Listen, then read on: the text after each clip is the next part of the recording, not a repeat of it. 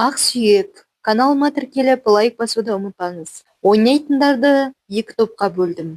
Бір топтың басшысы мен, екінші топтың басшысы Сартай болды. Ақсүйекті қай жаққа лақтыруды, қалай жүгіруді келісіп алдық. Алтыбақанға дейін жүгіретін болдық. Мен Ақсүйекті құлаштап тұрып алысқа лақтырдым.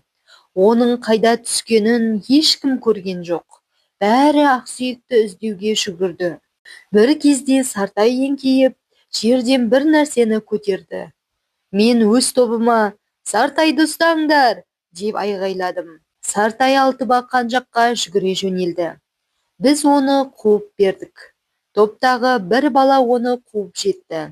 Сартай өз тобының бір баласына Ақсүйек ұстата салыпты. Біз мұны байқамай Сартайдың артынан жүгіре беріппіз. Ақсүйекті алған бала Алтыбақанға жетіп алыпты. Біз жеңіліп қалдық. Мұхтар Әуезов дайындаған Рапат Әбдіғұлов. Құлаштап, қолын жоғары көтеріп, барынша алысқа лақтыру. Мұхтар Әуезов жазушы әрі ғалым. Қазіргі Абай облысының Абай ауданында дүниеге келген. Жазушының Абай жолы, Көксерек тағы басқа шығармалары бар.